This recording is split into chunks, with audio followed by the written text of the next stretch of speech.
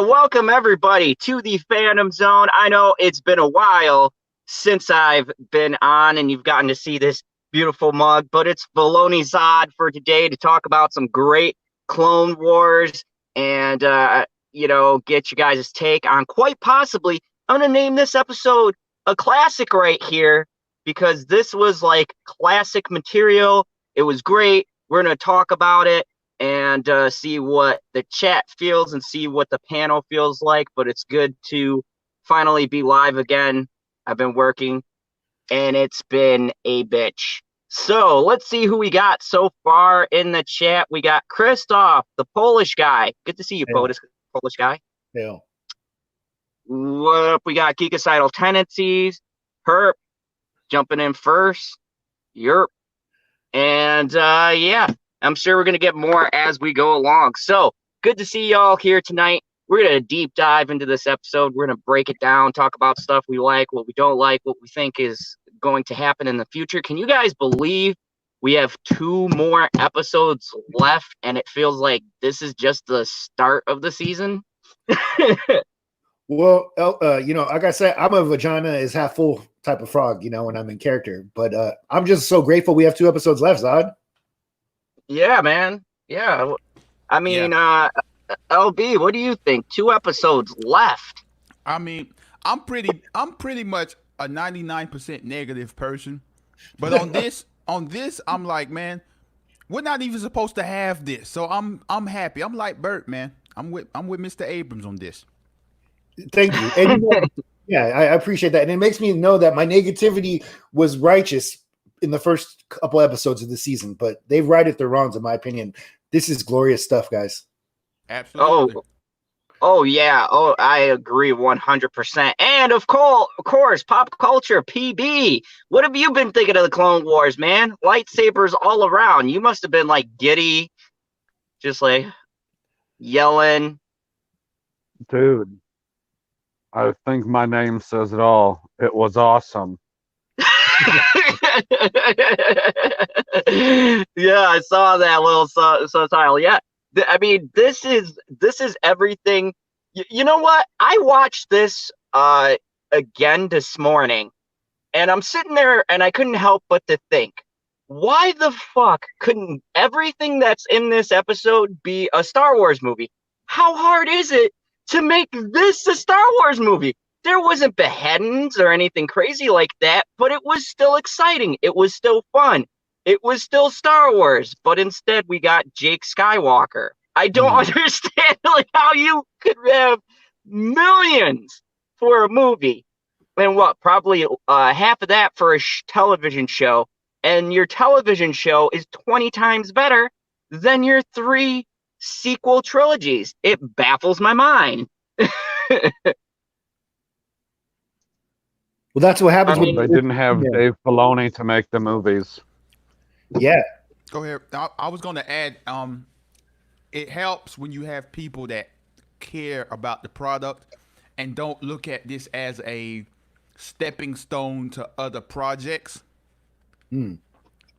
Oh yeah, absolutely. Like, I feel like with Rian Johnson, he just said, you know what, I'm a little indie filmmaker. Because, I mean, look at his other films. They weren't exactly big budgeted. No. And so, he gets his hand on a big budget. Now he's in with the big wigs. He's like, oh, I can greenlit any project I want to. I can get all these actors that I want to because, now I'm a big time movie maker, So, yeah, I agree with you, LB. It was just a stepping stone. The shame part about it is using such a great product to step all over to make it to where you got to go. I mean, not only just Rian Johnson. I mean, everyone in the whole, from the writers to the people behind the scene, like they use this platform as a way to talk about representation and diversity and all that nonsense. When Star Wars, the prequels were always diverse. I mean, I'm not even tripping off the original trilogy because I mean that was in a whole different time of movie. But like the prequels were very diverse. I mean, and then they took this sequel trilogy as a way to make a statement instead of taking this sequel trilogy and making it something great and very Star Wars like. I mean, the proof is in the pudding. Like, you get the Clone Wars. Mm-hmm. Like, people might not enjoy every episode of this season, but this is a Star Wars show. This is everything Star Wars when you're watching it. Yeah, it's got all of the hallmarks. Goddamn right, I'm watching it. I sat back and I compared two episodes. Okay, one that many of us Clone War fans would consider one of the greatest episodes in Clone Wars history. I always forget the name of it, but it's in season 4 when Sidious fights Savage and Maul. Yeah, I was watching that in comparison to this, and I gotta say, I would put them about neck and neck. I mean, that episode would be the best of the whole series, but I put this one like right underneath there. Like, I mean, I'm still going back through and watching the whole entire series, but as far as like dynamic episodes with some big moments and some things that changed the very foundation of Clone Wars and the way the story is told and the things that would happen, I'd say those two episodes are neck and neck. What do you guys think? Bert, you go ahead, man. You actually just did the rewatch, so your memory is way more fresh than ours. That's my favorite episode too, Zod. But Me? This one might be. It's tough because this one and the last episode combined, they're almost that the combined two episodes might push it ahead of that episode, Zod. Okay. Wow. Yeah, that's a ring in the doors. I think I'll know more, obviously, after this arc ends, because that was pretty much the end to that Maul arc, right? Wouldn't you say? Yeah, that was. Because then that ends and it goes into the next arc. Right, but man, the way he was Maul quivers when his brothers when Savage is murdered, very similar to what we see at the end of this episode. Interesting. Yeah. And let's not forget too, Sidious is a savage. Like, what makes that episode stand out, if you take the prequels and the Clone Wars as a whole, how many times have we really seen Sidious fight? Like, Revenge of the Sith, and that's pretty much it. I can't remember any other time he uses his lightsaber and fight. He's constantly in the shadows. Yeah. So that first time when he steps out, and keep in mind too, this was before Revenge of the Sith. So, he steps out and you're like, oh shit, like old man Sidious can fight, and you're like, oh, okay. The only other time that he used his lightsaber was when he was making Rey's father. You know what I like about this season too? Like, some people might say, well, we're not getting Palpatine in this season. I don't mind that. I haven't seen him, like, because he was stuck on the ship. Right, this is what he does. He's behind the scenes. He doesn't need to be in front of the camera for you to see what's going on. Like, we know what's going on, and I like that. Yeah, especially I didn't realize that this arc was literally going to coincide with episode 3. I thought it was going to go up to episode 3, but they're going to go into the movie. Yeah. Like, they're already a third of the way into it. Yeah. Dude, so I've thought about editing a bit of Revenge of the Sith in the Clone Wars. It could be done. These last two episodes, because this is Revenge of the Sith 1A. But also OB, like, he's tried to. The thing I like about Sidious, he's the chess. He's manipulating everybody. But in the Clone Wars, he stretches his point. Is like his goal, I think, is to stretch the Jedi as thin as possible and to compromise their morals. And there's nothing more that exemplifies that than when they have to choose between going to fight for Mandalore or going to help save the Chancellor. Making tough decisions, and they're stretched so thin, the Jedi. Yes, and you know what? Let's just start diving into this episode right now. with some of that stuff because we're bringing up stuff from the episode, and we're gonna spoil the shit out of the episode if no one doesn't know. Spoiler alert, all of that. But my God, you guys should have watched this already because this is like the classic episode. But anyways, so we start off the episode. It is part 2. And let me start because I'm going to literally take this from the beginning because there was a lot of shit going down. From the introduction, when Maul goes and starts talking to Ahsoka, he's got her like surrounded in the tunnel and she sends out that beacon, right? That first conversation was so important because we've never known that Ahsoka, even in Rebels, because I followed Rebels, we never knew that Ahsoka knew about Sidious until now, because Maul mentions Sidious as the one behind all of it.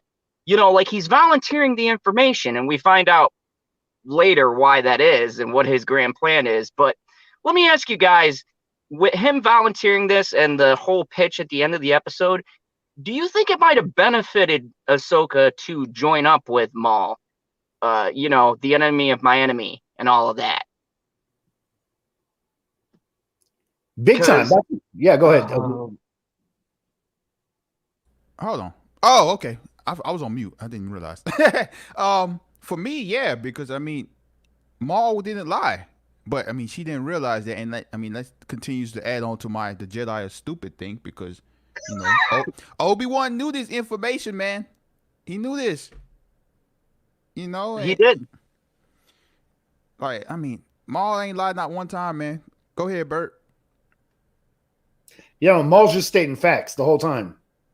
And I agree. I was thinking the whole time, dude, if only they would have joined forces, she should have joined forces, And how could dude, they would have a chance. And he was right the whole time. The Jedi are whacked. They're about to get murked. They would have a chance to do what? Kill Anakin Skywalker so that Luke Skywalker would get killed by the Emperor in Episode 6? This is terrible. If she joins Maul, then Anakin would get killed by them two, and then the entire original trilogy is fucked. I'm saying they kill Sidious, but that was their plan. There's no way that they kill. If he couldn't kill Sidious with Savage and magical powers, he's not going to do it with a Padawan. I think first of all, she's not a Padawan anymore. She's at least a Jedi Knight. I mean, she's a quitter. Well, she was. That was their fault. That was their fault. This is a heated debate. Let's get it. That was their fault. She's been in how many battles? She's way more seasoned than plenty of masters already, probably on the battlefield. She's a general, right? Yeah. Yeah, absolutely. Agreed. So but here's I would put her skill level ahead of Kanan. Dude, she's like Kobe Bryant in the Jedi Order. Oh my gosh, no. Okay, then Gary Payton. You gotta be kidding me. She's really good. Okay, I'll give you that one. That's fair. At least of the characters that we know. She's really good because I thought that she was going to be the one that fell at the end and not Maul. I thought it was going to play out differently.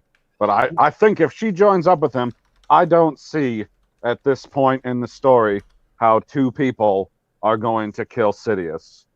I would disagree with that. Look at what Maul did with just a handful of pissed off Mandalorians. Mm-hmm. Maul is a good tactician. The problem is he's a dark side user. His emotions tend to get in the way, and he fucks it up at the last minute. And that would have been where Ahsoka would have a more tempered approach. Their two styles together, a light side and a dark side, working together for a greater good. But I don't think she could see the scope of what was going to happen. Because, think about it. He said he had intended on killing Skywalker, but his main goal was taking down Sidious and taking that throne. So I think he would have more been trying to lay down plans to go after Sidious. And with all of the underground connections he has and stuff, Sidious ever since he got cut in half. It's not gonna happen. Well, let's put this in perspective. I'm pretty sure none of us has killed anybody, but I'm pretty sure people that want to kill people. That's a fact. Yeah, I'm pretty sure people that want to kill people, they're not going to stop until they either kill them or they get killed. So it's like, we know this plan ain't gonna work, but they already have in their mind, I'm killing this person. So, they already not thinking logically. Right. Yeah, I mean, I think that there might have been or at least Ahsoka may have been able to get the word out there, but I feel like where we're at right now, right? Because Obi-Wan had stated that he was going to capture Grievous. So we're right around almost at the point of Order 66. Mm-hmm. And I think had she had known the scope, or maybe she'll get the information but can't relay them to it, because Maul figured it out. Remember when he was torturing the clone for information, he figured out and said the plan is greater than we could have ever imagined. And it scared him.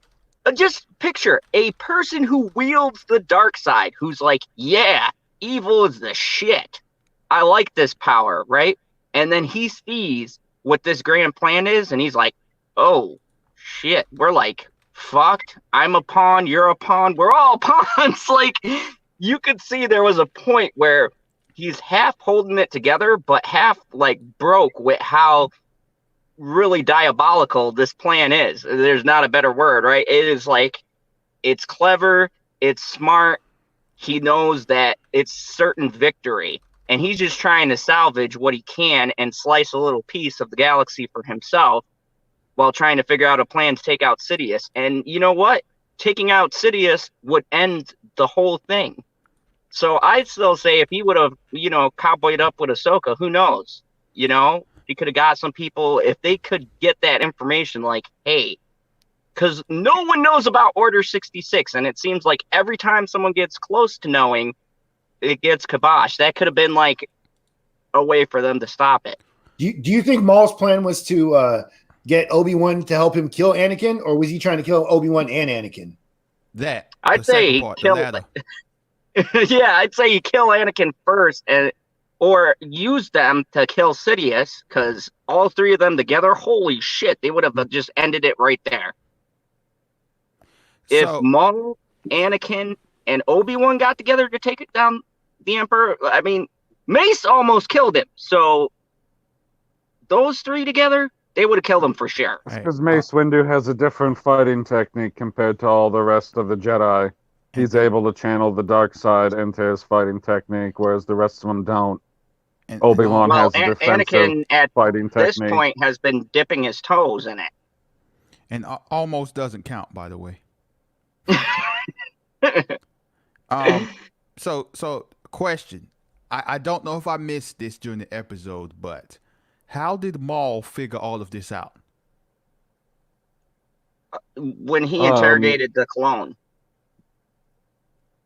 Okay, so I guess I thought that it was because he had the vision. Right, because he mentioned the vision later on. So was it the vision, or did he tap into this clone's chip thing and figure all of this stuff out or something? He gave that clone CTE or concussion from the NFL for sure.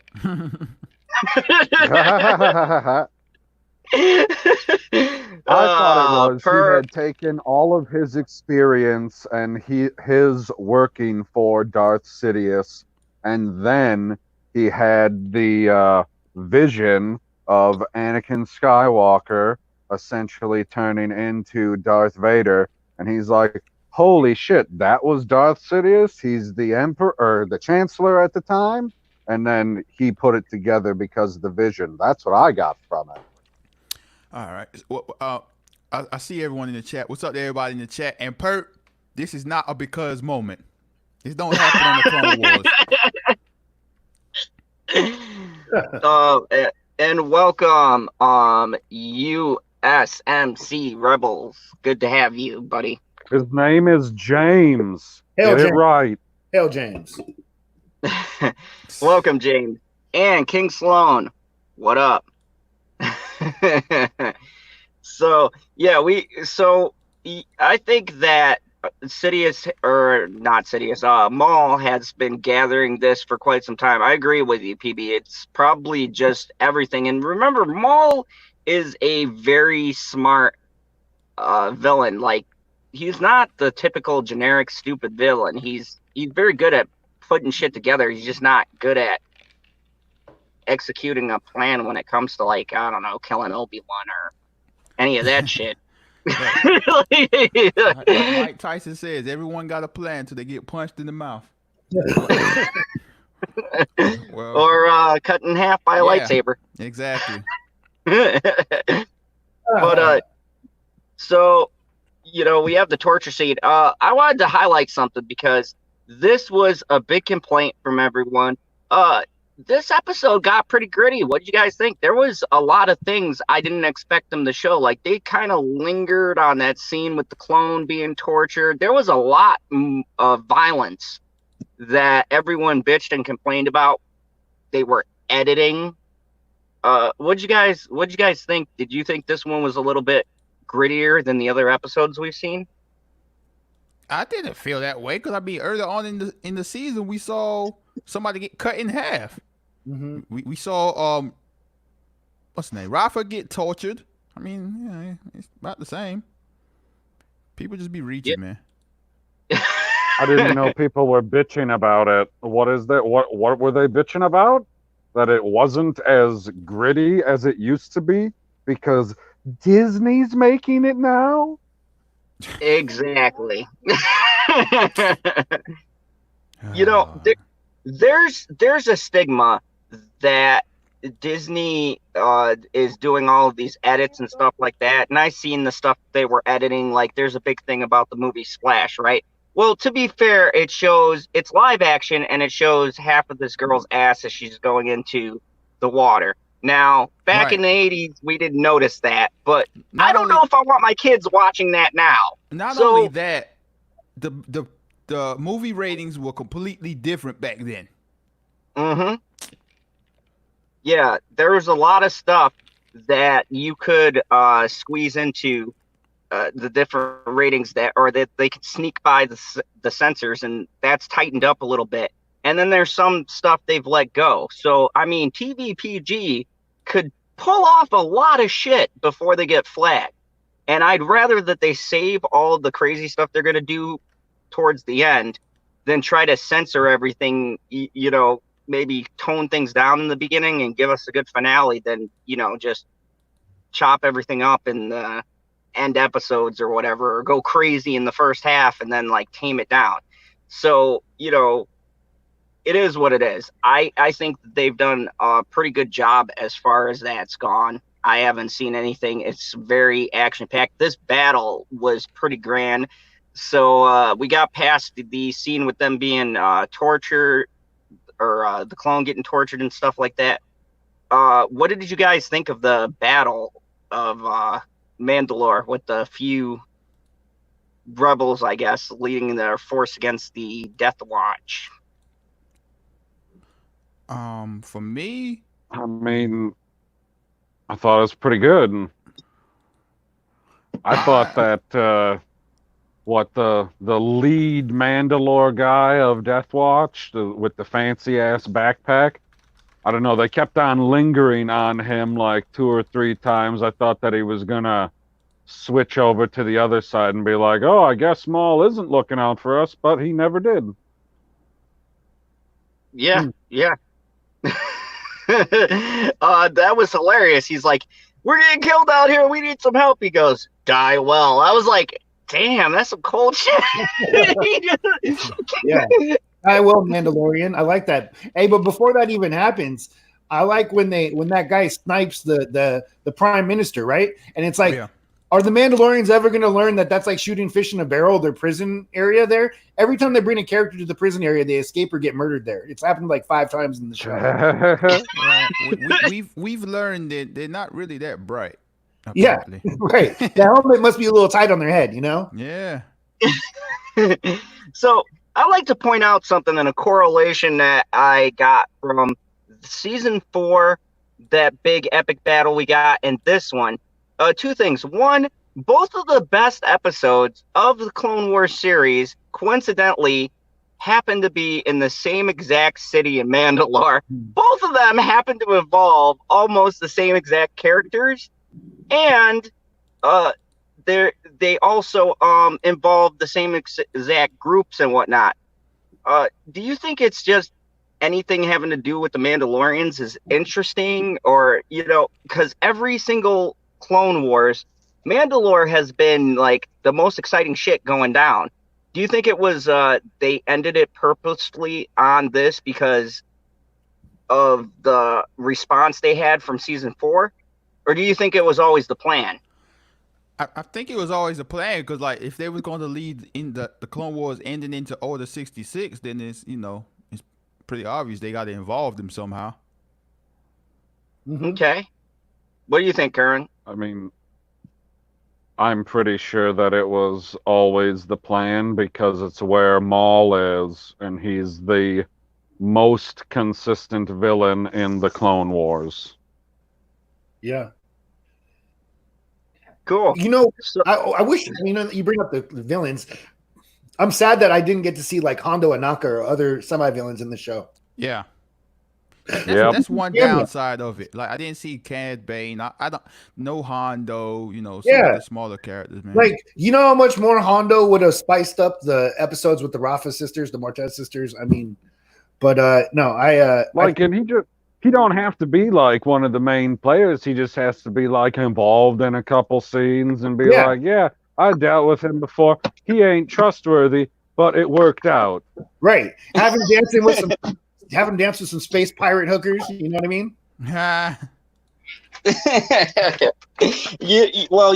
Hondo always wasn't it Spice was his thing? Well, no, pretty much anything valuable. Now I think back to Rebels, like Hondo dealt in anything you can smuggle. Yeah. Yep. He's a pirate. I agree a lot with Kermit. Like putting Hondo in those Trace with Trace and the Martez sisters, that would have definitely, I think, brought up the likability, and it would have been a cool little, a little Easter egg, a little something for us.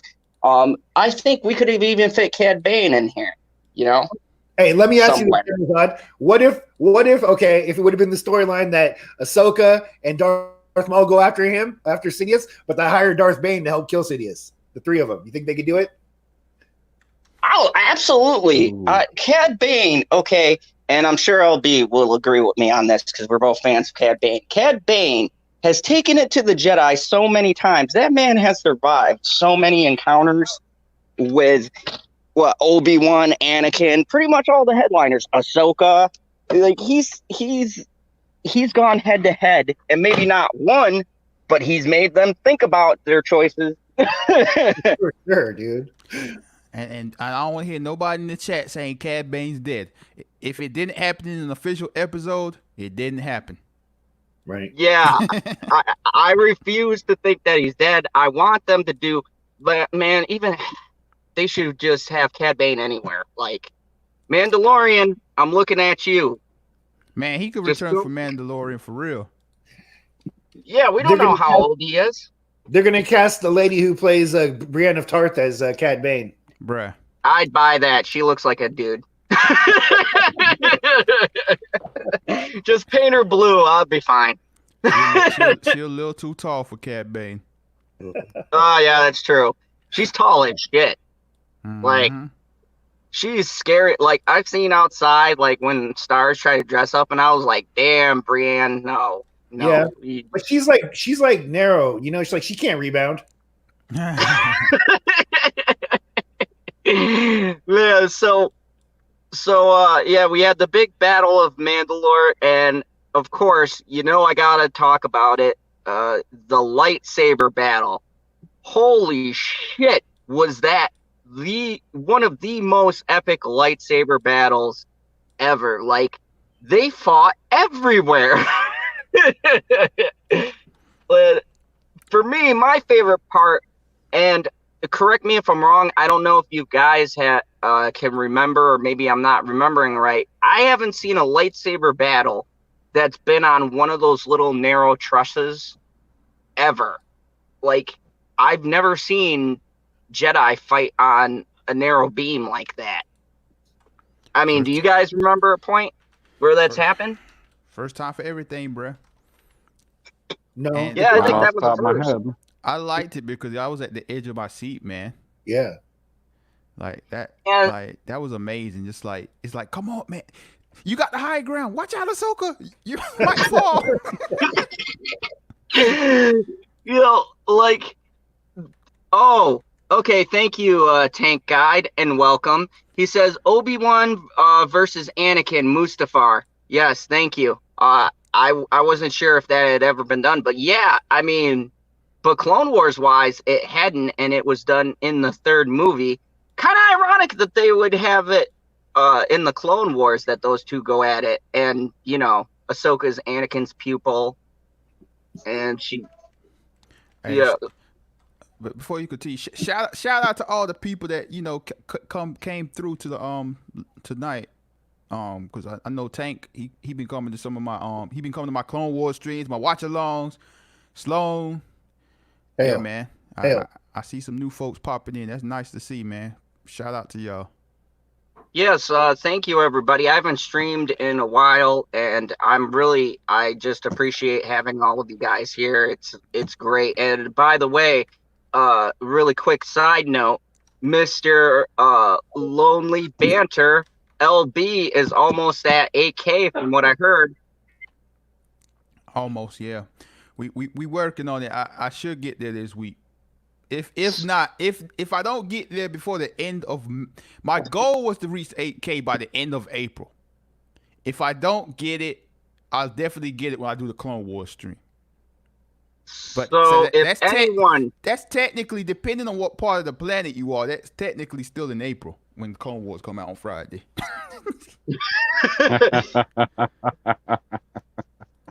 So, you know, if anyone here or who will we rewatch is a subscriber to my channel and is not subscribed to LB and wants some great stellar content, who looks up facts more than I do, and you watch me, go over and check him out, because he's got all of the greatest stuff. He's up on the shit, and he always talks facts and not nonsense. So definitely go subscribe if you're not subscribing. You know, show Mr. LB some love, because he's been rocking with us for a while now. Well, thank you. Oh, no problem. So, yeah, we had a big lightsaber battle. Let me get Kermit. What was your thoughts on it? Because I know we were tweeting back and forth, but I know you were so hyped. You were waiting to just let go. You know, I'm kind of sick of the people just hating on Darth Maul. I'm seeing this online that he just gets bitched out and served every time he fights people, right? But dude, he disarmed Ahsoka twice in this battle, and he would have won if it wasn't for she had hella reinforcements. You know, even the first time he fought, he handled her with the quickness. He just threw the other clone at her. I love that, dude. But no, dude, Darth Maul is such a tragic character in this too. I mean, he's incredible. His performance. I mean, I love what they did with Maul in this. And you know, the haters can suck it. let me add on to that as well. I mean, I said this when I did my stream the other night, and I feel like people seem to forget that Maul's been cut in half. Yep. Maul has went through a lot of stuff, man, and like I'm not gonna say I've seen a lot of people. I've seen a few people talk about how come Ahsoka won. It's like, okay, well, you know, Maul's been through all this stuff, and don't discredit Ahsoka. Like, she's legit, man. She's been in the wars, she's trained, and all of that stuff. Just because you love Darth Maul so much, it doesn't mean like Darth Maul should be this unbeatable character, and he's not. I mean, yeah, not to mention she was trained by Anakin. Yeah, I mean, like, I know you love Darth Maul, but like, have y'all seen Episode 1? He wasn't unbeatable in there.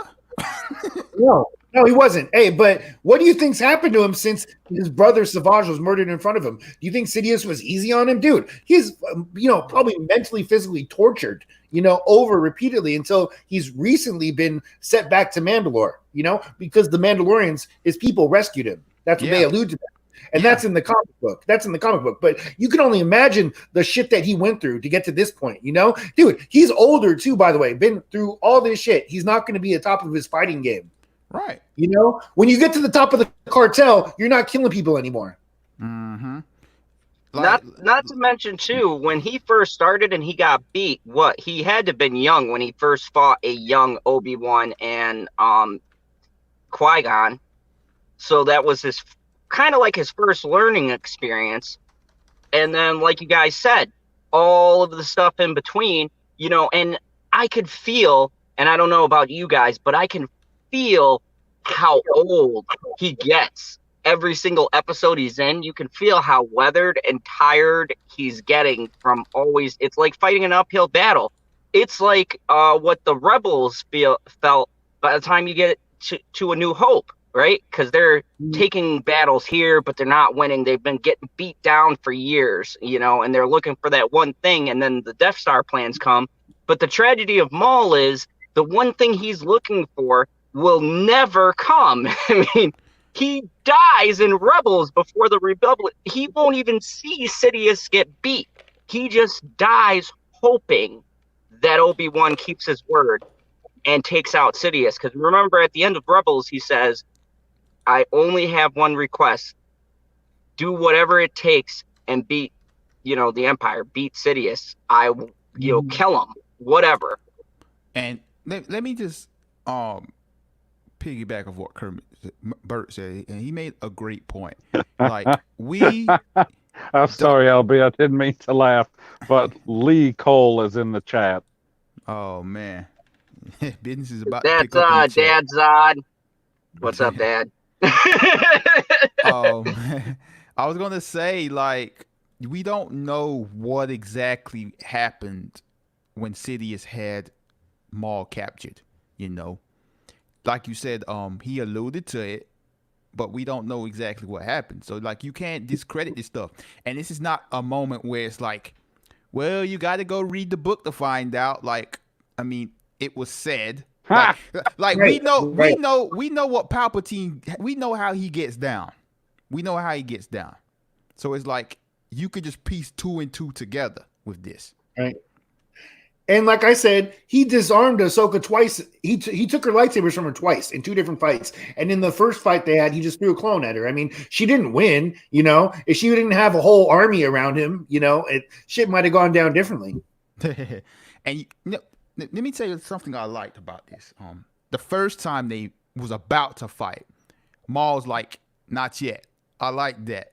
You know, and I like the dialogue he had in it. Like, a lot of people are talking about how great his dialogue is, and like he was speaking so much truth, but he did have a lot of funny lines. Like, if you was paying attention, you know, you would catch on to it. For example, when he was talking to Ahsoka, Bo-Katan, and Rex in the throne room, he was like, you know, don't stay on my account, we'll be fine. When he was talking about, you know, they had the war outside, like little lines like that, man. I really like that about it.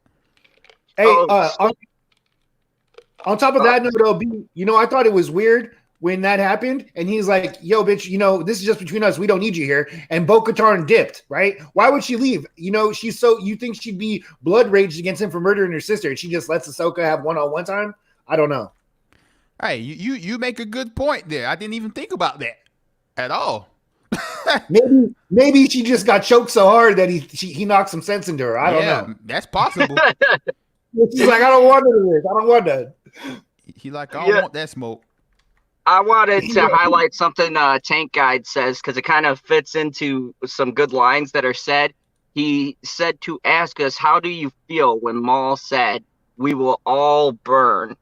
Or we all will burn. There we go. Talk about the end we was getting captured? Yep. Facts. And you could look at it like in a way where it's alluding to the Mustafar scene, maybe.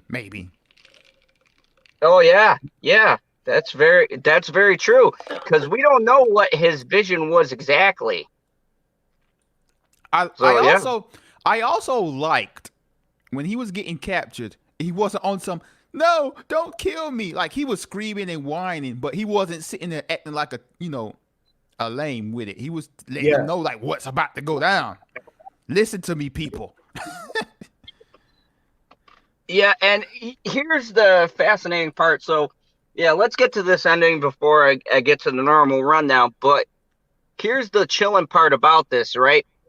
Right when this takes place, we know Obi-Wan is about to go and capture Grievous, which is going to set off Order 66. Now, this You don't episode capture coming Grievous. up. What are you talking about? He shoots him in the fucking heart. Yep. At capture, PB. So we know that he's gonna capture / kill Grievous, right? So this is gonna coincide with Order 66. How do you think this is gonna go down for Mandalore? Because right now they're in the height of this battle and they haven't exactly won it. They're about to surround Death Watch, right? They've got Maul. It looks like they're gonna win. And I know from Rebels that Death Watch essentially winds up taking over until, Israel or whatever his name is. I said Israel. Yeah, get it together. Ezra. Get it together. Ezra. Israel. Till Israel takes out Palestine. No. Ezra. Wow. Ezra. Ezra, we know that he's going to come later and they're going to free up Mandalore. But until then, Death Watch winds up taking over Mandalore. So do you think as they're about to win it, they're about to beat Death Watch, reclaim it, that Order 66 is going to come in and these clones are just going to go haywire and start killing people? Yeah, I was about to say, that's Order 67 probably, is kill the Mandalorians. Yeah. It's because, I was looking at the timing and the way everything is positioned, and this would royally fuck up that whole siege if the clones get active right as they're about to win. And that's what happened with I forgot what planet Grievous was on, but every planet that they had officially won, Utapau. Yeah, every planet that they had won, all the clones just turned around and started killing the Jedis, and I assume that all went to the Emperor. So that would probably mean that Mandalore, they had a smaller force, but the Death Watch and the rest of them could take out that small force. Okay, why does Order 66 stop the clones from attacking Death Watch? I thought that Order 66 was just an order to kill the Jedi. Yeah, that's what I'm saying. It's not going to stop them from it's going to stop them from immediately from what they're doing to focus on the Jedi. If they know there's a Jedi there, they're just going to specifically go after them. So if they're in the middle of victory... What Jedi is there? Ahsoka. What Jedi is there? Ahsoka. She's not a Jedi anymore. That's the question. Are they going to try and kill her because she's not in the Jedi Order anymore, and they know that? I mean... Well, all of the Jedi were hunted down, I'm assuming regardless, because there were some Jedi that were out of the Order that were still hunted down. I mean, according to the comic books. Okay, but they weren't hunting down Force users. They were hunting down Jedi. Hey, but you can trust me. She's on the hit list for sure, guys. Yeah, I mean, I could go back to what I said earlier on about killing people. I've never killed somebody, but I'm pretty sure there's no morals here. Okay, turn on all the Jedi. Oh, you can go ahead and just leave right now. We're not gonna kill you, despite you being here. You go ahead. I don't think it's gonna go down like that. No, well, we know for sure Rex is not going to be affected. We all agree that it's a chip inside of the person that creates Order 66, right? Yep. Yeah. Okay, so it's technology based. So what I'm saying is, on this chip, there is a list of names, and the list of names comes from the temple, Ahsoka isn't going to be on that list anymore. We don't know that Yeah. though, because they could have. She left. She was an exile. To be removed from the temple records, you have to be exiled from the temple. She voluntarily left. I mean, you know how clerks are. They probably didn't take her off the temple list. I'm just saying, man, bro. I Like, think they're pretty on top of this stuff in a galaxy far, far away. They don't seem like they fall behind on paperwork. I'm just saying, like, if you're bloodthirsty for murder and you're just killing people, I don't think you're just gonna spare some random person, bro. But then again, No, I'm I agree killer. with that. I'm no killer, so You I don't know. know, I'll tell you what I think is going to happen with Ahsoka, though, is that she's going to figure this shit out a little more, and she's going to rescue Darth Maul in the next episode. Oh yeah. Well, yeah, something's got to happen because we know Darth Maul was in Rebels, and Rebels is after Order 66. So Right. he escaped somehow. He's not going to be on their list because he's not a part of the Jedi Order. He's dark side, and he's not that at all. So if PB's theory holds true, then they're not killing Force users. They're just killing Jedi or registered Jedi. So he may be safe when that drops. I see Nathan Coates in the chat. Yeah, what's up, Nathan? What's up, Nathan? Good to see you. And man, we got 15 people watching. Thank you, everybody. And by the way, if you like this video, hit that like button. And if you happen to be new, subscribe to a villain. And also go check out our Prophets. Stevie? And also go out check out our Prophets of Geek Culture because we got a new channel. So yeah. Anyways, yeah. What do you guys let me go to this one because we've pretty much gone through the episode. Shit goes down. There's a lightsaber battle. Maul gets captured.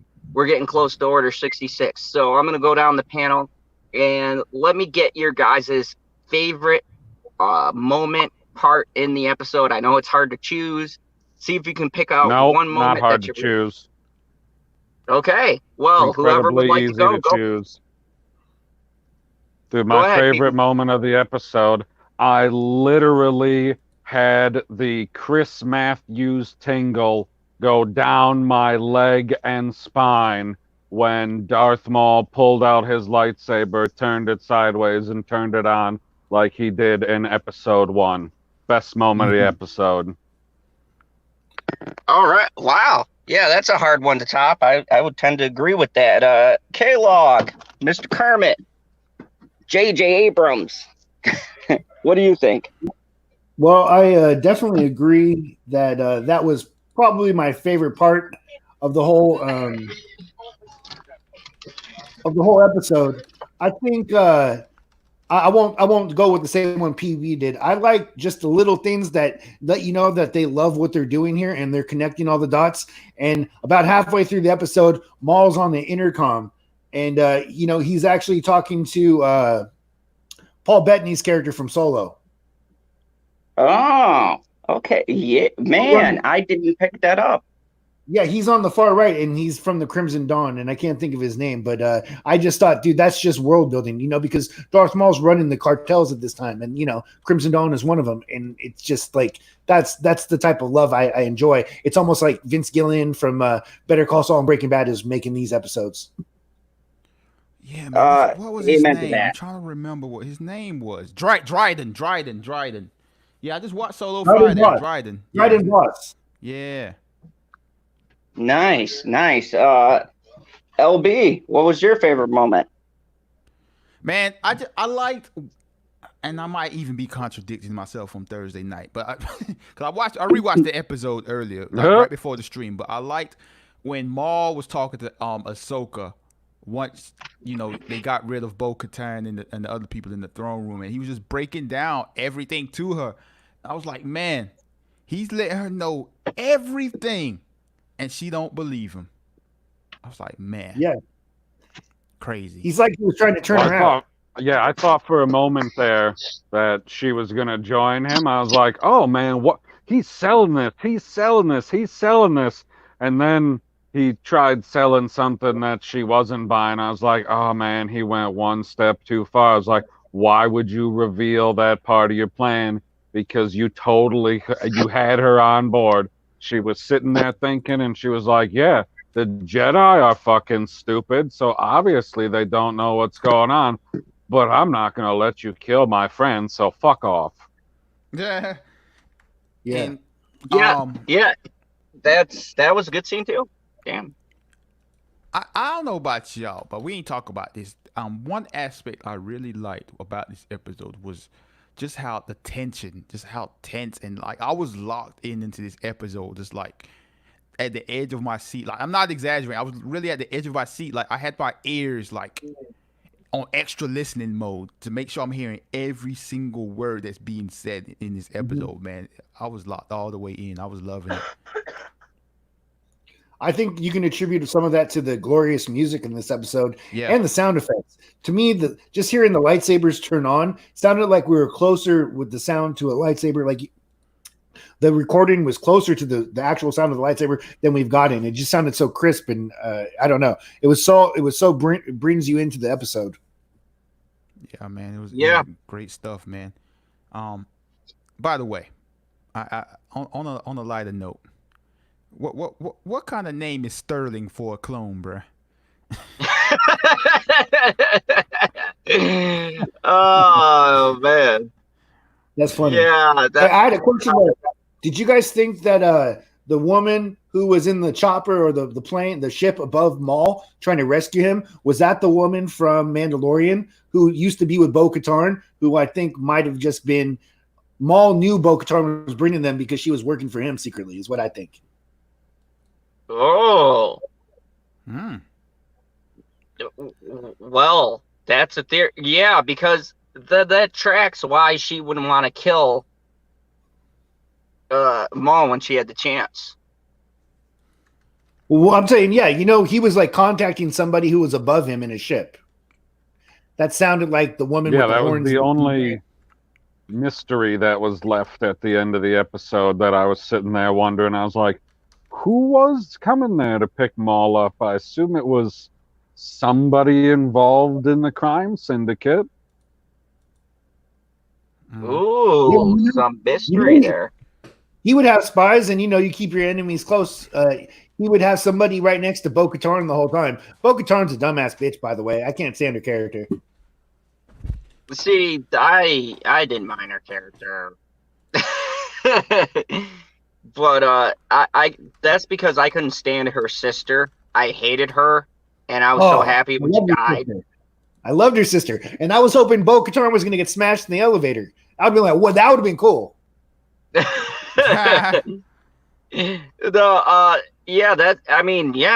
still have a lot of questions there going. So, I mean, for me, I don't know.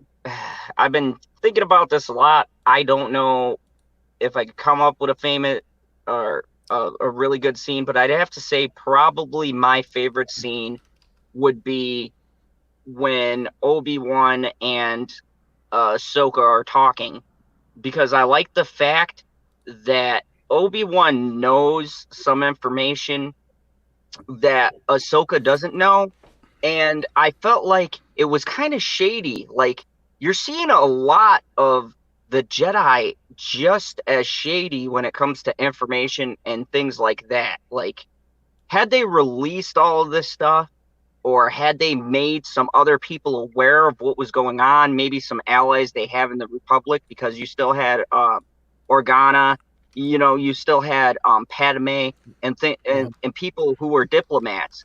They didn't trust anybody. And because of that, when Order 66 came down, the Emperor could make up any story he wanted to. Man. And I think this episode really highlights how the Jedi keep all of this information close to the vest. They don't trust anyone, and it bit them in the ass at the end of Revenge. You know what, man? I'm glad you touched on that, because like we didn't really talk about that Obi-Wan scene where he's breaking stuff down, and like I'm just sitting there like, man, you're telling them all this information now, and you knew about this stuff for years, and you did nothing, and yet you sitting there saying how the Jedi aren't always right. Oh, apparently so, because you discovered that you was wrong. Yeah. Idiot.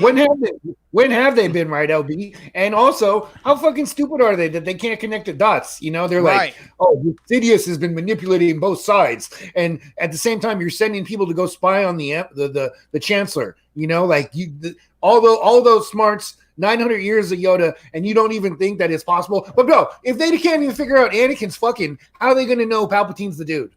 Right. And you know, the thing that annoys me / I know it's coming, but like once again, this is traits of good writing when you get actively angry and pissed off at the characters because you're like, man, they have all of the pieces and no one is putting it together. Like if you all got into a room and you all talked this shit out, someone somewhere along the way would have been like, hey, you know, this is happening, this is happening, this is happening, and it's all under this dude. So maybe this guy is the one we should be focusing on. But they were so focused on the war aspect that no one thought to check within their own republic what was going down. And I mean, you assume this is in a galaxy far, far away, right? That means there's been wars before that. What does an enemy try to do? They try to implant spies and people loyal to them. That would be the first fucking place I would go. But no one thought, hey, maybe someone has infiltrated the ranks and is taking us down from the inside out. No one put that together for how many years? Like, even with all the evidence. Yeah. That's because they're a bunch of religious wackos. Yeah. So I mean, you know, what could, and the biggest one that just disappoints me is Yoda because, unlike some people on the panel, LB and Perp in the chat, I like Yoda, and for someone who's so old, so wise, and pretty badass, completely misses it. He's like, oh, shrouded in darkness all of this is to me. Well, bitch, when is your powers useful? Hold on now. Let's clarify something. Yoda cool, but Yoda is trash. Like the evidence is all there, bruh. It's all there. That feels like an oxymoron to me.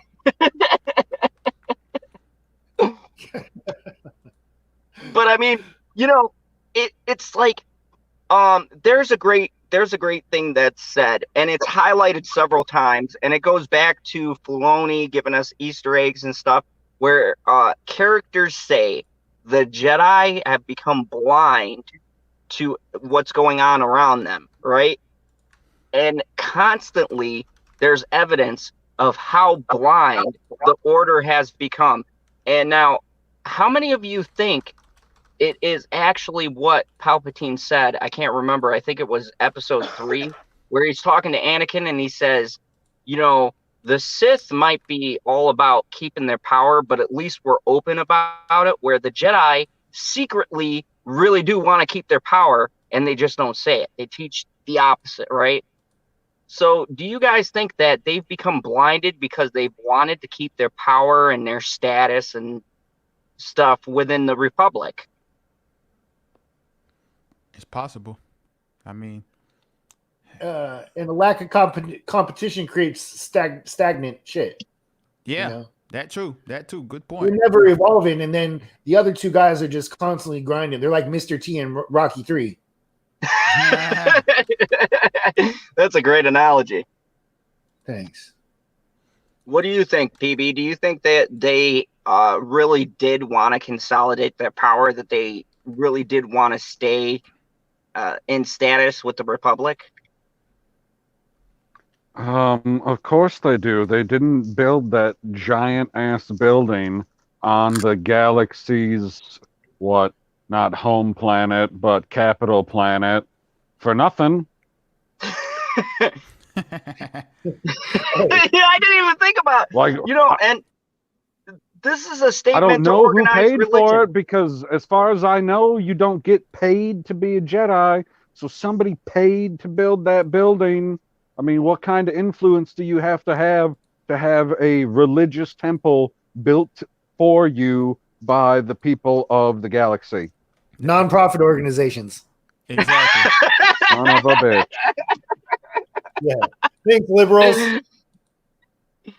Oh, that's great. So, I mean, I have this feeling like, and this is the great thing about Star Wars that I think that they've gotten away from. There's a lot of little meanings because this could be said, and not to get into a philosophical debate, but this could be said about organized religion in general, right? Because even George has said this is a play on a lot of different religions and things like that, right? So, what is the thing that religion does? They organize, they need money, right? They need government funding and things like that. And it kind of feels like a statement to organized religion itself. What do you guys think? I know I'm getting really deep in it, but You are getting deep. Too deep for Oh me. my god. Can you ask the question again? Exactly. It was that deep. So do you guys think that the Jedi within themselves, they're a statement to how organized religion is, right? They're the statement of they can be blind to other things happening, that they want to keep status, they think they're right. I mean, we can keep on going with the list. It reminds me of like the Templar Knights when they got sacked by the all the kings and queens in Europe. Yeah. Ooh. Yeah, that's true. They're the Templar back in the Crusade days were like the shit. They were like pretty much the Navy SEALs of the army. They went in and they took things. The banking systems. Yeah, and they worked for the Catholic Church. And then when there was no need for them, they were just swept away by history. Everyone turned on them. And I kind of feel like the Jedi are an allegory for that. Is that like the Jedi are these people who are religious. They do believe really strongly. They want to keep order and balance. But somewhere along the line, with getting a temple and, getting status and having a say and, going on these secret missions, they kind of lost perspective of who they are, of what they stand for. And that is how the dark side beat them. You can't trust any organization that doesn't let you guys have sex. Yeah. That's right. That's facts. It's a serious problem. Big problem. Oh man. So, I'll hit that hour mark and I want to start getting you guys' ratings and whatnot because I got one more thing to talk about. So let me just go down the line. Kermit, man, what would you rate this episode on a grading scale of 1 through 10? A 9.8.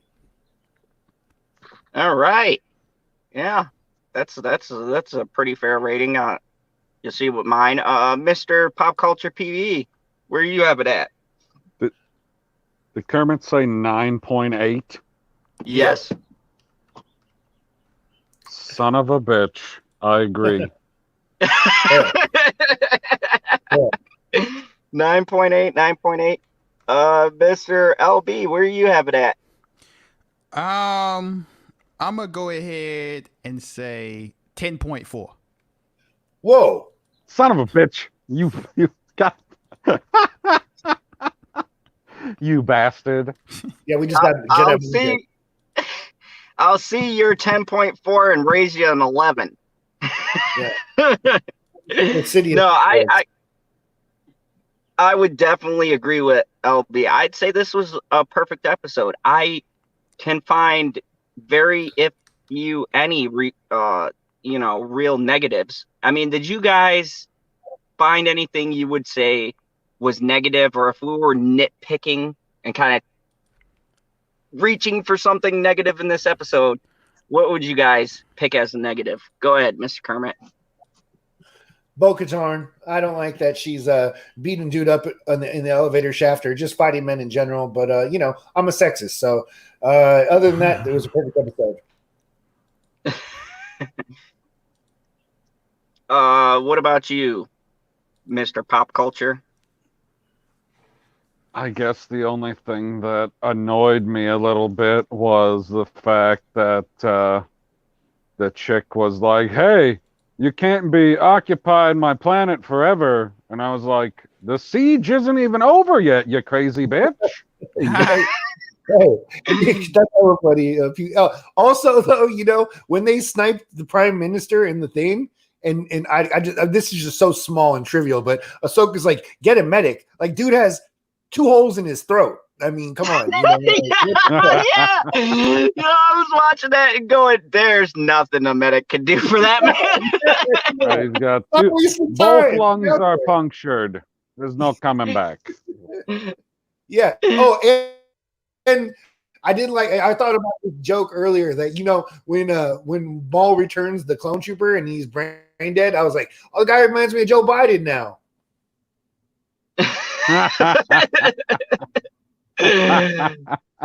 Oh my. Mr. LB, if you had to nitpick, what would be a flaw you found in this episode? My nitpick would be when Maul and Ahsoka were fighting, they kept cutting away to show the clones and the Mandalorians all fighting. It's like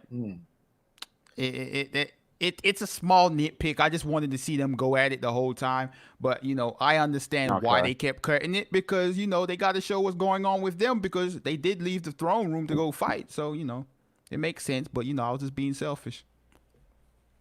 Yep, that's a good pick. I do have an issue with that too. I would say for me, my issue was I'd have to say it would be what's her name too, actually. Yeah. That scene where she's like, "Oh, I don't like these clones being here." I thought the same exact thing. I was like, "Bitch, you ain't even won yet. What are you talking about? What do you mean? Right. No one's you haven't technically won the battle. You can't tell the clone, all right, well, get the fuck out." Like, and Wookiee surprised just said, "What annoyed me was that we get an episode like this one, but they give us how many Martez episodes." Yeah, I'd say episodes. I mean, I'm not gonna fight your opinion, but there's episodes during the Clone Wars series that we had, like, I don't remember the exact name. I think it was the Corporal or something, but like we had some real bad episodes, arcs, and it was just like, man, let's get this over with. Like, every arc went perfect on Clone Wars, so we gotta keep that in perspective. That's true. I think, and you know what? I do share Wookiee's sentiment in this regard. I think that it's different from when we got those shitty arcs and we knew another season was coming, to this being like the final season. Like, I understand that completely. Like, every episode, and I know realistically on television that's not going to happen. How many great series have we seen like fall on the sword at the finish line? But I mean, still, every episode should be like moving towards the story, moving towards the goal. And like, now that we got the whole Martez sisters arc, it feels like they're not even going to bring them back. And if they don't, what the fuck was the point of having them even in the show introduced if we're not going to see them again? Now, we got 2 more episodes, so we don't know what's going to happen. But I just feel we better not fucking see them again. I feel like they were just like there. And I'm trying to think, within Star Wars itself, it doesn't seem like they even play a role. So it goes down to like, hey, why introduce these people if we're gonna do nothing? They're like throwaway characters just to move Ahsoka's story. And there's so many different ways you could have moved Ahsoka's story along without including them. Yeah, but those characters' names wouldn't be Martez. I mean, Man, you could have had her go to Coruscant, the city, and see how the people were living. I mean, there's so many different ways they could have approached her having the same perspective of, oh yeah, people get treated differently, and the Jedi are blind to this, and this, without making whole characters that just seem to be like the embodiment of this point you're trying to get across. man, that's a whole other discussion. I think like at the end of the season, we need to do like a big time. We'll pull in some other people and do a big discussion, like to talk about the entire season.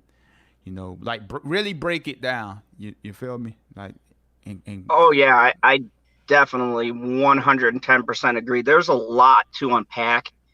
There's so much stuff going on. And speaking of which, let's go to predictions here, because wow, like we had no clue they were gonna be literally in Revenge of the Sith with Clone Wars. So let me get some thoughts and theories. I know it's hard for you, LB, but let's speculate, put on our tinfoil hats, and hold on. What you trying to say? I'm slow? Hey, no, you don't like speculating. Look, let me just tell you something. Last week, I predicted this week's episode correctly. Some of it. So I've been doing good with my predictions lately. So I'm on the roll. I don't think we're going to get Order 66 until like the final scene, and they'll do like a cliffhanger thing in the next episode. Oh, okay. Wow, that's a bold prediction. That's what my money's on. I think you guys are wrong. I think Order 66 is going to happen next episode, and we're going to be living in it, getting Ahsoka's experience or perspective of Order 66, which I think will make her go free Darth Maul. Oh, I misunderstood what LB said then, because that's what I was thinking was in episode 11, at the end of episode 11 is when Order 66 is going to happen. I think Ahsoka will end this season with Darth Maul on an adventure to go kill Sidious. Oh, now, sir, that is some bold predicting. That's a good spin-off series. Ooh, yeah, we could have Maul and Ahsoka. That would be a great series. They're communists over there, so I don't think they like money. I don't know. They could make a flagship show. I'll get into someone I want to talk about when we get into that, because I feel like it's something that needs to be addressed. But yeah, that's some bold predictions. I think that we're still gonna get a part 2 to this season. That's just I just think with how successful things have been, we don't get numbers, but the critics like it, people are liking it. I honestly think that the last episode is going to be a cliffhanger, and they're going to do a season or a movie and finish it off.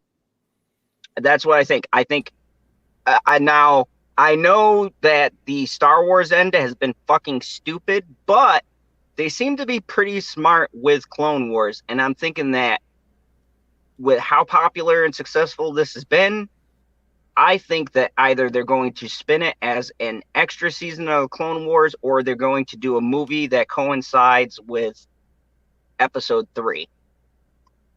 Like a little made for Disney Plus movie. Maybe.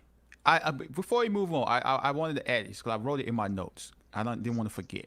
What I did like in this episode was, when Ahsoka called out Maul about, you only want to kill Palpatine because you want to take over. And that's kind of like the whole callback to the Sith, wanting to kill their masters and then take their place. Right.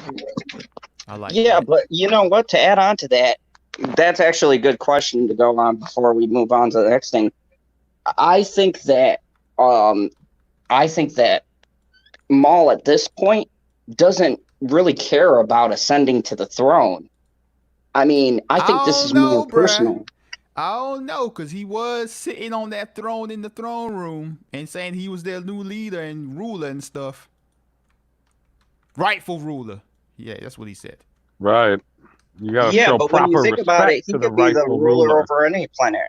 Over any planet, you know, he's a part of a crime syndicate. He could take whatever he wants. I like that could be a facet of it, but I really think he's more blinded by revenge. I mean, he killed his brother. I don't know, bruh. I don't know. You know, I think Maul is a very complex villain because honestly, you never know from moment to moment when he's on screen what is exactly going through his head What is or the what his chat long saying? game is. So, What's I the mean, chat you know, saying? Let me see. Right now, like the death of bullshit. Nothing yet. I gotta update. Yeah, in the chat, let us know. What do you guys think? Do you think Maul wants the Grand Throne, or do you think that he's out for revenge more than just taking a throne? I feel like the bigger motivation at this point is revenge, but he's not going to not take the throne that comes with the kill. That's a very good I point. think he's actually. I think he's a good guy in this scenario. You know, I think that he actually knows he may be somewhat of a bad guy now, but how much more fucking crueler and Sidious is, you know. But I you know, he's right, and you know, from a certain point of view, he's the good guy right now, at least in his story. He's trying to kill the big bad dude. I think he wants to kill him, you know, and like PB said, you know, and if the chips fall where they may, then yeah, he'll take the throne. But he, like, when he dies, he wants to see Sidious killed. You know, it's more about winning. Yeah, I think it is. For him, it's more about getting rid of the overall arching threat. Because when you think about with the Jedi, the Sith could still operate within that, right? And he's been operating in this underground world for a while now. And I think that he feels like under the Republic, he'd be able to operate much better than whatever Darth Maul has planned. Or not Darth Maul, Sidious. Whatever Sidious has planned, he feels like he's not going to be able Sloan to. said he's out for revenge. Theo Mass said, I think he wants revenge and wants to survive. James said, I think Maul is going to destroy the Skull Factory so you can get some real chew. Hey.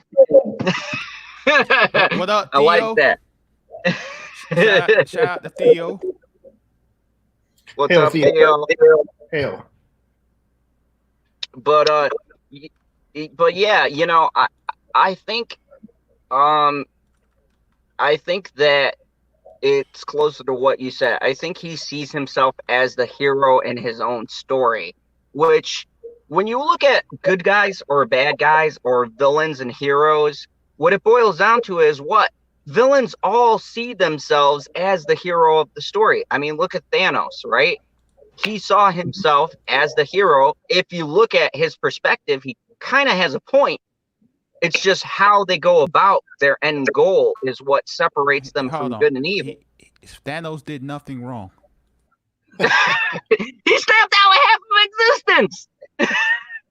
Hey. Mama Zod and Daddy Zod would have been gone. You're still here. You're still here. Nah, one of you would have survived. That's true. We are Kryptonian. But I mean, yeah, I mean, you know, I think it's a matter of perspective, and that's what it all comes down to. There's even a line in Revenge of the Sith from Anikin, right? He says, from my perspective, the Jedi are the bad guys. At the end, when he's talking to Obi-Wan and they're having that back and forth, right? So it's all a matter of perspective, really, to what's good and what's evil. So, I mean, yeah, you know, wow, we got really philosophical. Well, from my perspective, Zod is a dictator. Amen to that. I'm gonna stay a dictator. My plans are already in place. But anyway, so all in all, this was a great episode. I think we can agree we all liked it. There was one thing I want to talk about before we kind of sign off. Have you guys heard about I forgot this chick's name. I wish I could pull up the article, but it's this lady who wants to make an all-female Star Wars show. Why, man? No. What are they dressed like? Like lesbians. Yeah, so and I wanted to break this down and get you guys' feelings. So we've had turbulent times in the universe of Star Wars, and I hate backing one side or the other because I found negative points on both sides, right? Whether you go everyone's SJW or whether you go everyone is unprogressive, right? We're trying to stay in the middle here. But this lady was on The View. Hold on. It's not unprogressive. It's regressive. There we go. Regressive. This is why I have LB, so he can. He's got the lingo down. Like my grammar and vocab ain't nowhere close to being perfect or extensive, but bruh, unprogressive. Unprogressive. I think it's progressive. So there's a lady, I forget her name because it was so ridiculous. I was seeing red, but she went on The View, and right from there, red flags had gone off in my head because any fucking person who goes on The View is so fucking left leaning that they're like the Leaning Tower of Pisa. They always got one right-wing person. Yeah, that person never talks for like an hour and a half. That's McCain. And McCain because they got Joy Blowhard on there. Yeah. So she comes on and she starts talking about how, okay, she's so happy. She's got this opportunity. She's going to get to make a new show for Disney Plus, and it's going to be Star Wars. And she's got an idea of doing an all-female Star Wars, right? Now, yeah. A couple of things flagged when she said this. I go, one, how are you going to do a love interest on the show or anything like that, right? What is your drama aspect going to be? Yeah. So I jumped to that. Obviously, they'll probably go the Batwoman route, right? The second thing is, to me, why does it have to be categorized as an all-female Star Wars show? Why are we putting a label like that on a television program? Wookiee Supremacy said it's a Weinstein's personal assistant. I'm surprised that the woman has a job with Disney instead of living out her years in prison. So, she was a personal assistant to Harvey Weinstein, and we all know how great Mr. Weinstein is. Hey, I gotta say, I thought Harvey Weinstein just fucked chicks for parts. That's up to them. Pretty much, Captain Couch. He made that famous. So if he Bill Cosby people and like push it in their drink, that's one thing. But if he's like, hey, you want to get the part and scream, you got to suck my dick, and she did, then that's up to them. Well, this was Weinstein's personal assistant, and let me give you some history on this. She knew what was going on, and she said not a fucking thing. And now this same set person is coming out talking about gender equality and that we need an all-female Star Wars show. I mean, is it just me, or is that kind of an oxymoron? What did she? They never explain why we need an all-female something. They never do. They never do. Why don't they just make the all-female thing and then just make it tight and then don't say it? Right. Make it say it. Have a bunch of females in it. Have it be female-driven, but don't be like, this is the point of it, because that just shows you lack creativity. Right. Like straight up, because the third wave feminists won't show up unless they're told that it's an all-female show Well, because they don't care about Star Wars, but they'll allegedly support an all-female show. An agenda. you know what's crazy? Exactly. It's like with shows like, say, for example, popular all-female shows like Pretty Little Liars. They didn't come out saying, wow, we're making an all-female mystery TV show. They didn't do that. They just made the show. Yeah, and there were males in it, and half the time, not gonna lie, the males did look like douchebags, but there were some cool males in there. They weaved it in the story, and it was intriguing as fuck, except for those last season. Yeah, the last season was kind of garbage, but it was pretty interesting. Yeah, man, it makes no sense, man. And here's the problem. Okay, if you want to make an all-female show, fine. But the problem with the mindset that they have is, from a writing standpoint, they don't make the female characters have any flaws, right? So if you have a character or every character in the cast that's damn near perfect because they're female, they can't grow, they can't develop. And this is what hampers having just one sex or the other. You need bounce back. If you don't have that, you don't have a show. If they're perfect, if the character is perfect, then they're set up perfectly to unprogress. You're right. But that's the irony, right? They're about progression, but the story can't progress because you don't have... Look, people can't be perfect. One gender, one race, one whatever can't be perfect to be identifiable because no one inherently is perfect. You have to have characters with flaws. Sometimes the most flawed character is the most interesting. It's the one that people gravitate to because it's real to them. Look, we just talked about it. Look at Darth Maul, right? How many people like him? It's because he's a flawed character that's gone through a lot of shit, and people can identify with the fact that he's never going to rise to this greatness, and maybe they connect with that. Where if you create a perfect character, what can you connect to? What can you identify with? You can't, because they're perfect. There's nothing you can hold on to. Look at you being all deep and fit, trying to be all like sounding like you Gandhi or something. No, man, I'm just laying down some facts. I mean, this is the problem. Like, if you want this change where you feel like somehow, because we haven't had any in the past decades, we haven't had these progressive women. If you feel like it's now, we've got to progress females, then fine. But you've got to make these characters, these females, you've got to make them identifiable. You got to make people give a shit. If they don't care, they're not going to gravitate towards your character. I mean, we've had so many identifiable female characters over the years. We have Ellen Ripley. We have Sarah Connor. I mean, there's tons of female characters Don't forget that have Ray. been created. Oh God, yeah. Well, Perp would tell you, Ray. Oh man.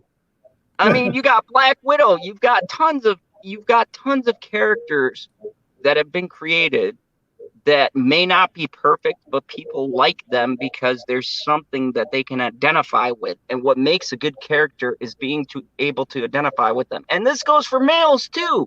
No one wants to see a perfect male character that gets all the women, that's awesome at everything. That's fucking boring. We want them to have something. Hold on. What do you mean? That's the only reason that I like Anchorman, because he's a perfect Anchorman. Now, hold on.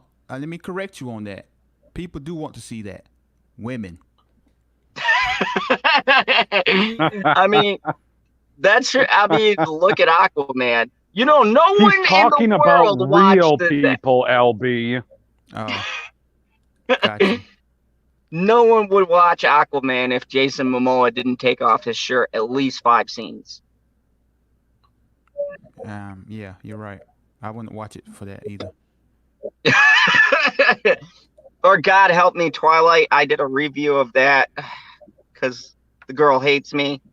I mean, I swear, like every scene, someone was taking their shirt off for no apparent reason. Like it's pouring rain and someone just takes their shirt off. And I'm like, why? Why The is this shirt was happening? wet, Right? dude. I've never been caught in a rainstorm, and in the middle of the rainstorm, I'm going, well, fuck this. I'm taking my shirt off now. No. Well, you're not getting caught in the proper rainstorms then. But anyways, this has been a great talk. We're about at the hour and a half mark. I know everybody's got shit to do after that, so let me start winding this down and getting y'all to plug your channels and all that good shit. Let's start with the Lonely Man. I'm gonna start calling you Mr. 8K. Tell us about your channel and getting you to 8K today. Well, another week talking Clone Wars. Love doing it. Shout out to my man Bert, aka K-Log. He's definitely added a lot of credibility to this discussion. It was fun doing it with all y'all. My channel's called The Lonely Banter. I'm pretty sure all y'all know about it. But if anybody's watching or in the stream that hasn't heard of it, you know, I do talk Star Wars. I'm going to talk Star Wars more because, you know, this Clone Wars has gotten me back into it. Thanks to a lot of the people that come to the live stream. They add a lot of fun to it, man, for me. So they got me loving it again. I do talk a lot about foolishness that goes on in the entertainment business. So if you want to hear me clown stupidity by Hollywood celebrities and other stuff, talk Star Wars, Marvel, other movie stuff, feel free to join me in my loneliness on The Lonely Banter. Nice. That was an excellent plug. And of course, the newest member to this panel for the last couple of Clone Wars and just been stellar and on top of shit, bringing stuff up some of us didn't notice. Mr. K-Log, tell us about your channel. I just pretty much produce all types of ill shit on my channel. You know, I'm just super talented. I'm wonderful. I'm so funny and hilarious, and everybody loves my channel. So come check it out. I love that plug because it sounds like a Zod plug. I love anyone who just loves himself. That's great. It wasn't that corny. Also, dude, thanks guys for having me on, man.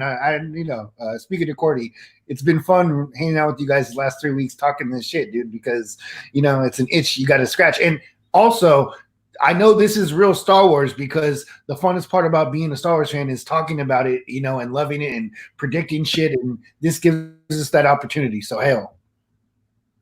Amen to that. Amen to that. It's been a while. And, of course, we have the person who keeps me in line and calls me out on some shit and, you know, started our late night talks, Mr. Pop Culture PB. Tell them about yourself and all of the awesome content you got coming.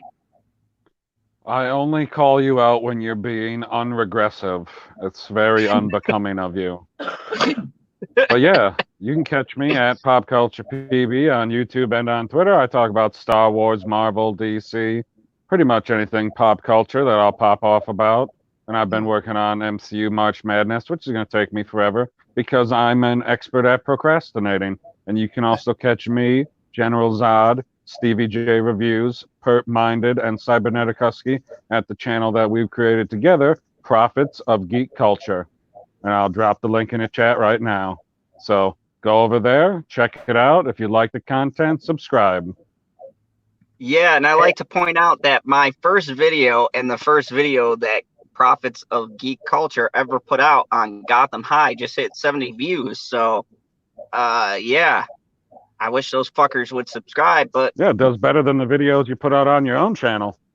I know. What's up with that? I changed my format and kind of how I do things. And what's up with that? You want to know what's up with that? What's up with that is I adjusted your title, I adjusted your tags, I adjusted your thumbnail. Maybe. Hail. You're welcome. And you guys have been here in General Zod's Fandom Zone. Thank you very much. I will be returning Monday with late night talks. I had a new schedule and I wake up at 5 in the morning through the week. So it's a little bit harder for me to do at late night talks unless I stay up a full 24 hours, and I got to operate heavy machinery. So I've been kind of a little bit not wanting to do that because I don't want to kill anyone except for your president. Anyways, disclaimer. Yeah. Okay. Oh my I'm a God. villain. Anyways, I got a bunch of new stuff coming out tonight. I've reworked this review like 3 times because some facts came out and it might be historically accurate. I'm going to do a review on the first episode of Penny Dreadful City of Angels. I'll be dropping that probably when I get done with this. And I'm going to drop a new video over at Prophets of Geek Culture. And I've got a review coming out for Marvel's New Warriors, which has Snowflake and Safe Space. I've pre-ordered the books. And I'm going to take you through them. We're going to review it and check them out and see how they look. I'll review all 124 pages and tell you what I think of the story. So come over there and check out my comic book reviews. It should be interesting. And I also, I'm doing a review on The Last Night, which is the new Batman title for DC. So I'll be coming out with those. I've got a subscription to those, and I'll be posting them weekly. It's been behind because of the coronavirus. But anyways, thank you, everybody. And remember the only rule here in the fandom car, kneel before General Zod. Not with that nasty ass mustache. FBI, if you're listening.